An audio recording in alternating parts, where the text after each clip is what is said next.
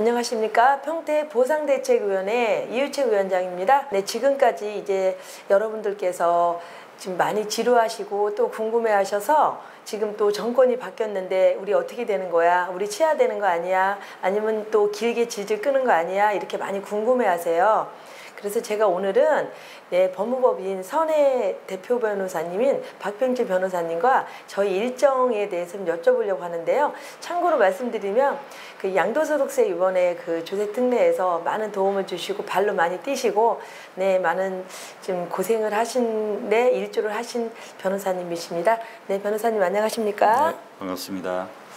박병채 변호사라고 합니다. 저는 토지보상만 전문으로 하고 있고요. 현재 한 10여 군데 대책이 자문을 맡고 있습니다. 주로 하는 업무가 신도시 토지보상, 그 다음에 재개발, 재건축 이런 업무를 주로 하고 있습니다. 앞으로도 저희 대책위에도 많은 도움이 돼주기를 부탁드리고요. 저희 평택 지제역세권이 이제 물론 아시겠지만 그 환지를 간다 하다가 수용이 되고 뭐 이런 굉장히 많은 스토리가 좀 있습니다. 많이 저희를 좀 도와주시길 부탁드리고요. 24년 작년이죠. 12월 30일 저희가 지구지정이 이제 됐습니다. 그래서 이제 그 LH의 일정 이런 것들을 그 다음에 일정이 어떤 것인가 이러고 이제 토지주민들이 궁금해 하시기 때문에 변호사님께서 일정을 한번 알려주시면 좋겠습니다. 지구 지정이 되면 이제 LH가 가장 크게 하는 것이 두 가지 일이 있습니다. 하나는 지작물 조사고 또 하나는 지구계획 수립입니다. 지작물 조사에서는 보상의 대상을 확정하기 위해서 여러 가지 조사를 하고 그래서 기본조사라고 법에는 표현이 되어 있고요. 지작물 조사가 하나의 큰 축이 되고 또 한 축은 토지 수용한 이후에 어떻게 개발할 것인가 개발의 계획이 담겨져 있는 지구계획을 수립하는 업무, 이 두 가지가 지구지정 이후에 LH가 중점적으로 해야 될 일입니다. 그 기본조사가 잡히고 나서 거의 대략 2년 정도 후에 그 보상이 이루어진다고 알고 있는데요. 기본조사는 무엇을 조사하는 것일까요? 토지주님들이 아마 좀 이게 궁금해 하실 것 같습니다. 보상이 직접 보상과 간접 보상이 있습니다. 직접 보상은 토지보상, 지작물 보상, 영업보상, 영농보상 이런 것들을 직접 보상이라고 하고요. 그 다음에 직접 보상으로 부족한 부분을 만회해 주기 위해서 이주자 택지, 협의 양도인 택지, 생활대책용지, 기업 이전 대책 이런 것들을 또 대책을 마련해야 되는데 이런 것을 간접 보상이라고 하거든요. 그래서 직접 보상과 간접 보상을 하기 위한 기초 조사를 하는 것이고요. 구체적으로는 이제 토지 이용 현황, 지작물 목록, 무허가 건물의 소유자가 누구인지, 이주자 택지 요건, 영업보상, 생활대책용지의 요건, 영농보상, 경작자가 누구고 경작 면적이 어떻게 되는지, 또 주거 이전비를 주기 위해서 몇 명이 거주하고 있는지 이런 다양한 것들을 조사하도록 되어 있습니다. 네, 이번에 저희가 지구계획 수립과 지구계획 수립을 이제 지구계획을 하기 위해서 승인을 하기 위해서 용역을 발주해서 용역자가 지금 정해졌더라고요. 한 200억 정도의 계약을 했었는데 우리 토지주분들은 이거 한 게 지금 우리 보상에 관계가 있는 기본조사 아니야? 이러고 이제 톡방에서 많이 물어보는 분들이 있어요. 근데 지구계획 수립과 우리 토지주들에는 어떤 관련성이 있는지 또 그것도 궁금합니다. 지구계획은 아까 말씀드린 것처럼 보상이 끝난 다음에 LH가 모든 토지의 소유권을 다 확보한 다음에 어떻게 개발할지 그 개발 계획을 담고 있는 것이라서 보상하고는 직접적인 관련이 없고요. 본인들 사업성에 대한 그렇습니다. 그림을 그리는 거군요. 예. 네. 다만 이제 간접 보상과 관련해서 이주자 택지 위치가 어떻게 되고 생활대책 용지 위치와 면적 용적률이 어떻게 되고 또 협의 양도인 택지는 또 어떻게 나오고 이런 것들이 지구 계획에 마련되어 있기 때문에 담겨져 있기 때문에 간접 보상과 관련해서는 지구 계획과 관련성이 있지만 직접 보상, 토지 보상, 지작물 보상하고는 지구 계획과 무관하다 이렇게. 그럼 변호사님 이제 어떤 분들은 또 뭐라고 말씀하시냐면 이 지구계획 수립이 돼야지만 이게 끝나야지만 지작물 조사가 되는 거다 이러는데 그렇지는 않는 거죠? 법률적으로는 두 개는 무관한 업무입니다. 지구계획 수립과 지작물 조사는 전혀 관련이 없고요. 다만 이제 LH가 지금 부동산 경기가 안 좋기 때문에 사업을 빨리 진행하고자 하는 의지가 없습니다. 그래서 지작물 조사를 일부러 지연시키고 있는데 그 지연의 핑계로 지구계획 수립이 아직 완성이 안 돼서 지작물 조사를 못하고 있다라고 이제 핑계를 대고 있는데 법률적으로는 무관합니다. 아, 그렇습니까? 지금 이제 저희가 지금 이 부분에 대해서는 직접 보상에 돈을 받는 보상하고는 관계가 없지만 저희가 간접 보상, 네, 상업용택지라든가 이택이라든가 이런 간접 부분에 대해서는 저희하고 관계가 있기 때문에 저희 역시도 이제 LH에다가 요구를 하죠. 본인들 혼자 그림 그리지 말고 토지주랑 참여해서 그림을 그려서 우리랑 같이 좀 하게 해달라, 이런 공문을 저희가 계속 보내고 지금 같이 대화를 나누고 있는 중이고요. 그러면은 그래도요, 변호사님, 이제 토지주분들이 궁금해하는 건 직접 보상 부분이세요. 그래서 이제 토지 보상을 어떻게 하면 잘 받는지 이게 좀 궁금하긴 한데, 그 용인 같은 경우에는 우리 딱지 간접 보상 하나도 안 받을게, 니네 직접 보상 많이 줘, 뭐 이렇게 해도 지금 아마 요구를 하고 있다고 해요. 그래서 우리 변호사님 생각으로는 토지 보상을 잘 받기 위해서는 어떻게 하면 될까요? 크게 그 두 가지 관점에서 접근하면 좋을 것 같습니다. 도시적인 관점, 큰 차원에서의 접근과 미시적인 차원에서 접근, 두 가지를 생각해 볼 수 있는데요. 이제 큰 관점에서는 사업비 속에 토지보상비가 들어가 있기 때문에 뭐니 해도 사업비를 증액시켜야지 토지보상을 골고루 잘 받을 수 있습니다. LH는 항상 하는 얘기가 토지보상은 감정평가사들의 영역이지 LH가 책정한 사업비하고는 무관하다, 이런 얘기를 항상 하고 있는데, 감정평가에 따라서 토지보상이 결정된다면 사업비를 굳이 LH가 책정할 이유가 없는 거죠.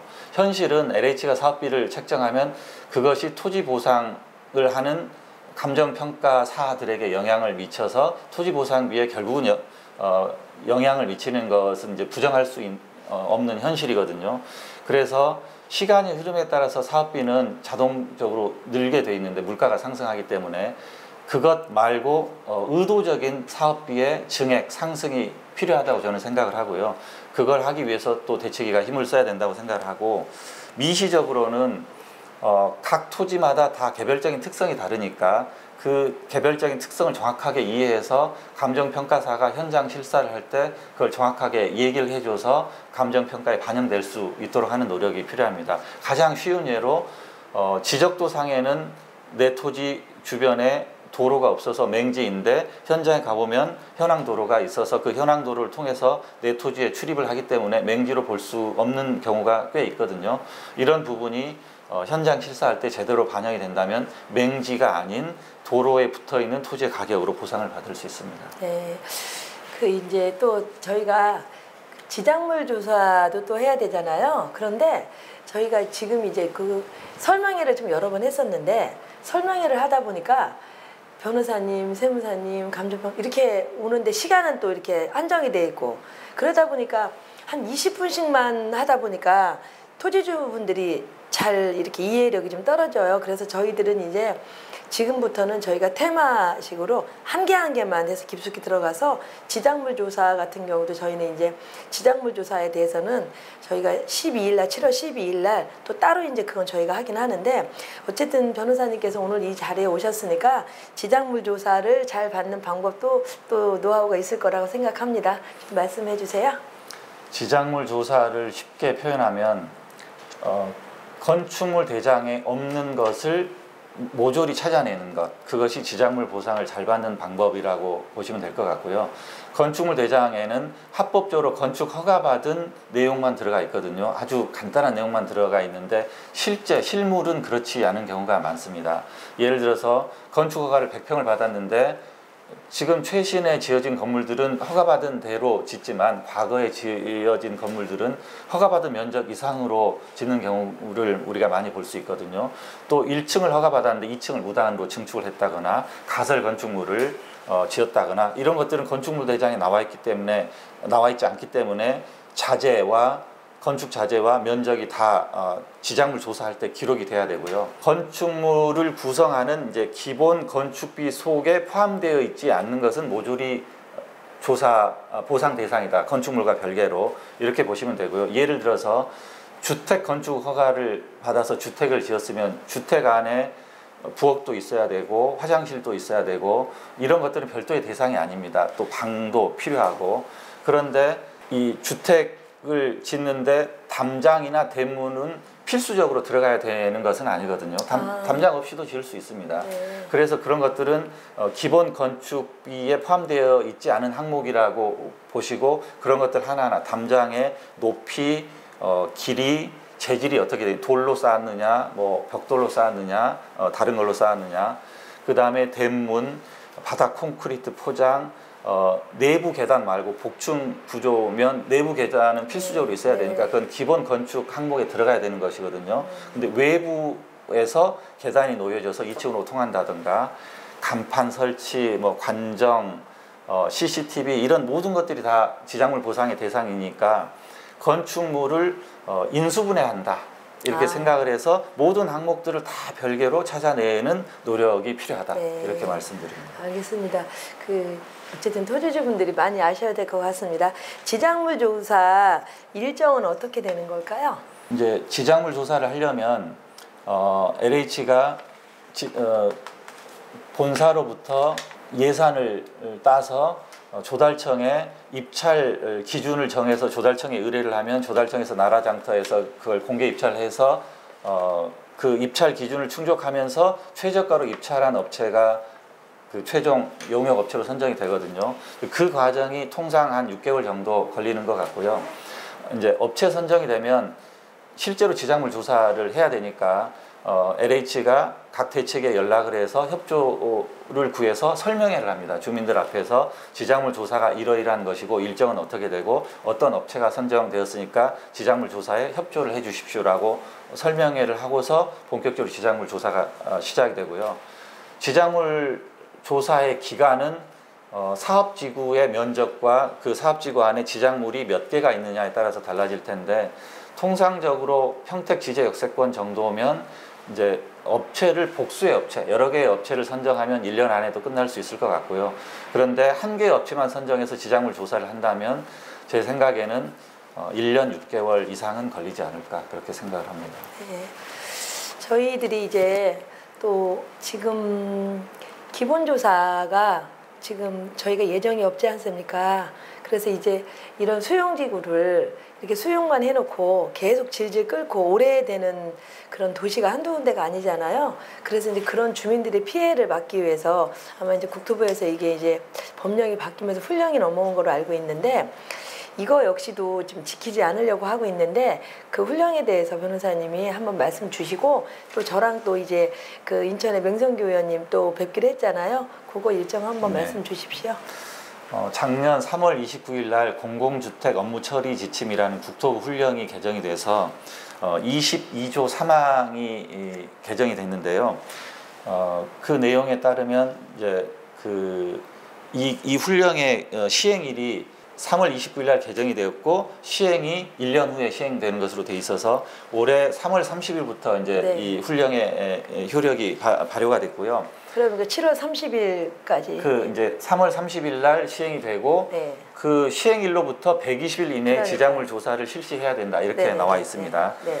그래서 올해 7월 30일 이전에 지장물 조사를 반드시 실시해야 되고요. 지장물 조사를 실시하기에 앞서 국토교통부에 보상 일정을 또 보고하도록 되어 있습니다. 네. 이런 일들을 지금 LH가 해야 되는데 지금 돌아가는 상황으로 봤을 때는 안 할 가능성이 높아 보이고 평택 지제만 그런 것이 아니고 김포 한강 2지구, 네. 용인 2동, 그 다음에 화성 진안 이제 이런 곳에서 이런 훈령을 지금 어길 것 같은 현상이 발생하고 있어서 제가 자문을 하고 있는 여러 대책위 위원장님을 모시고 지금 옆에 계시는 이유채 위원장님을 포함해서 6월 28일 날 인천 남동구 갑 맹성규 국회의원이 삼선 의원인데 국토교통위원장입니다. 국토교통위원회는 국토교통부하고 이제 매칭이 되는 국회 상임위원회인데 국토교통부와 그 산하에 있는 LH를 관리하고 감시하고 어떤 토지주 국민의 권리와 관련해서는 소통의 창구의 역할을 하기 때문에 국토교통위원장이니까 이 LH가 훈령을 어기는 부분에 대해서 국토교통위원회에서 좀 강도 높게 비판을 하고 감시하는 기능을 해 주십사 요청하고 재촉하기 위해서 일정을 잡았습니다. 네, 감사드립니다. 저는 이제 지금 이 부분에 대해서는 정말 발로 여기저기 정말 저희를 도와줄 수 있는 곳이면 제가 다 다니고 있는데요. 변호사님도 앞으로 좀 저희 많이 도와주시길 부탁드리고요. 그 면담과 관련해서 제가 한 말씀만 더 드리자면 네.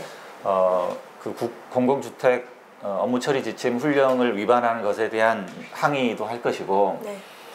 올해 3월 14일 날 양도세 조세특례 제한법 133조 2항이 신설이 돼서 시행이 되고 있는데 조세특례 제한법 77조 1항에 의하면 이 강제 수용 시 양도세 감면을 해주는 조항이 일몰기한으로 한시법으로 지금까지 운영이 되어 왔었거든요. 그래서 26년 12월 31일 날 일몰기한이 도래해서 그날이 지나면 강제 수용 시 양도세 감면해주는 특례 조항이 사라집니다. 그래서 우리 지재역이 잘못하면 또 그럴 수 있습니다. 그래서 맹성규 의원한테 이 부분에 대한 입법 발의를 해서 통과될 수 있도록 해주십사라는 부탁도 같이 하겠습니다.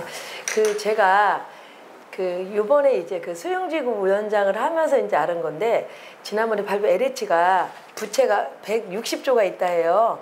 그런데 그 법에 의해서 이익금의 개발 이익금의 10%를 LH 직원들한테 그런 게 주게 돼 있더라고요. 그래서 복지라든가 뭐 이런 모든 거에서 그래서 따로 법의를 만들어 놨는데 50조가 통장에 넣어 있고 160조는 LH 부채가 있는 거예요. 그래서 그런 법이 있는 걸 제가 이번에 알고 정말 깜짝 놀랐는데요. 어쨌든 LH는 지금 저희를 지금 기본조사를 잡지 않고 이제 국토부에 또 이제 적당한 이유를 대서 이거 지금 안 하려고 하는 거잖아요. 그래서 이제 어떤 분들은 아니 기본조사 빨리 잡아달라면 안 된다. 우리가 빨리 해달라. 우리 땅값 조금 준다. 우리가 빨리 해달라면 안 된다. 이러는 분들도 계신데 그건 아니라고 생각해요. 일단은 기본조사를 잡아야지 뭐가 되니까 잡아놓고 그때 가서 우리가 또 뭘 하면 되는 거지. 지금 기본조사 자체도 못 잡게 하는 거는 안 된다 생각하고, 지난번에 저희가 변호사님하고 나눈 그 말씀 중에 우리가 소송 얘기도 했었잖아요. 융자가 많아서 지금 경매가 막 쏟아지고 있는데 그런 분들을 대상자로 그분들이 만약에 같이 소송에 참여하고 싶으면은 대책으로 연락 주시면 좋을 것 같아요. 그래서 그것도 이기고 지구를 떠나서 저희 대책위가 해야 될 일이라고 생각해서 저희도 이제 그 소송에 대해서도 저희가 지금 준비하려고 변호사니까 하고 있기 때문에 여러분들 많이 관심 가져주시고요. 오늘 마지막으로 박병주 변호사님 어려운 걸음 해주셨는데 저희 지주님들한테 당부 말씀 있으면 한 말씀 주십시오. 지금까지 이유채 위원장님이 많이 노력을 하셔서 평택 지제 역세권에서 가장 큰 대책위가 되었고 동의서 숫자도 거의 과반수에 육박할 만큼 많이 모으셨으니까 앞으로 우리 대책위에 많은 격려와 칭찬을 아끼지 마시고 힘을 실어주시고요. 저는 토지보상의 전문 변호사로서 그 설명회 때 또 뵐 기회가 있으면 뵙겠지만 주기적으로 내려와서 개별 상담을 하고 주민들의 궁금한 점 해소하는 데 일조를 할 것이고요. 또 LH를 상대로 투쟁함에 있어서 제가 경험한 것을 공유를 해서 투쟁의 전략을 마련하는 데도 도움을 드릴 수 있도록 최선을 다하겠습니다. 네, 변호사님 오늘 귀한 걸음 해주셔서 감사드립니다. 감사합니다. 네, 고맙습니다.